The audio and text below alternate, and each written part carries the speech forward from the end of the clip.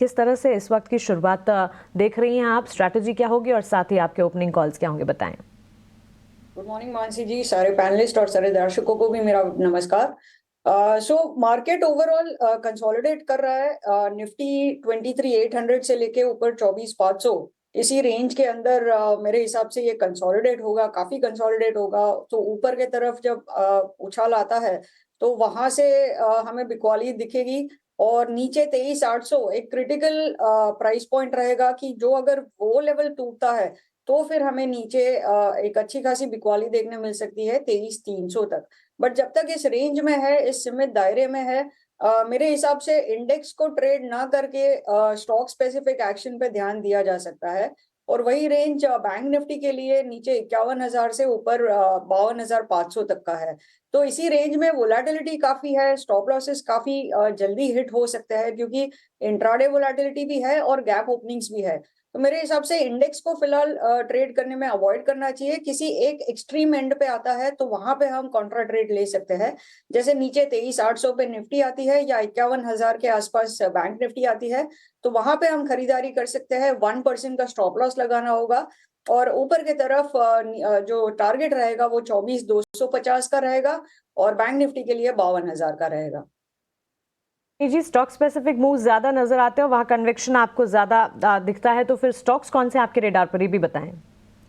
जी, सो पहला स्टॉक मेरा रहेगा भारत इलेक्ट्रॉनिक्स। तो भारत इलेक्ट्रॉनिक्स ने 8 हफ्तों के कंसोलिडेशन के बाद में 293 294 के लेवल के ऊपर ब्रेकआउट दिया था। 300 के ऊपर भी मूव दिया था और वहां से थोड़ा बहुत रिट्रेसमेंट हमें देखने मिला है। तो इस स्टॉक को हम एक्यूमुलेट कर सकते हैं 294 से 297 के रेंज में। इसका ट्रेडिंग टारगेट रहेगा 312 का और नवंबर सीरीज के लिए इसका टारगेट बनता है 330 रुपए का। तो इसी महीने में हम 330 रुपए तक चलते हुए इस स्टॉक को देख सकते हैं। नीचे आपको स्टॉप लॉस लगाना है 285 का। दूसरा जो रडार में है स्टॉक वो है HCL टेक। ये कई बार हमने नीचे के स्तरों से रेकमेंड किया हुआ है और अभी अच्छी खासी हमें बिकवाली स्टॉक में भी देखने मिली है और अब स्टेबलाइज हो रहा है। तो HCL टेक में भी हम खरीदारी कर सकते हैं करंट लेवल से नीचे 840।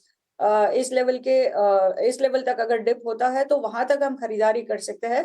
1850 1805 का हमें स्टॉप लॉस लगाना है और 1900 और 1920 के इसके टारगेट्स रहेंगे। तो चलिए, दमदार कॉल्स इस वक्त अवनी जी की तरफ से आती हुई, और HCL टेक्नोलॉजीज पर खासतौर से नजर रखें। आज अच्छी मजबूती भी है, 1920 तक के जाता हुआ दिख भी सकता है। एक बार जरा देखना, PFC 4-4.5% ऊपर आने पे हिम्मत तो नहीं हो रही है, बट स्ट्रॉन्ग डाटा है। आज लॉन्ग पोजीशंस बनी है with OI addition. Good morning Dimpy ji, आपने बिल्कुल सही कहा। ये नीचे के स्तरों पे अगर रहता, थोड़ा आराम से चलता तो 460 के आसपास एक अच्छा बाइंग लेवल था। बट अब इसमें जो 50 दिन का मूविंग एवरेज है वो 476 पे है। तो उस स्तर पे आके ये स्टॉक रुक सकता है। तो मेरे हिसाब से अभी फ्रेश खरीदारी अगर किसी को करनी है तो 476 का लेवल अगर क्रॉस करता है तो ही करे। अगर वो लेवल क्रॉस होता है तो ऊपर की तरफ ये चल सकता है 500 लेवल, 500 से 511 तक का लेवल हमें देखने मिल सकता है। लेकिन करंट स्तरों पे थोड़ा वेट कीजिए, 460 पे आता है तो आप एंट्री कर सकते हैं। ठीक है।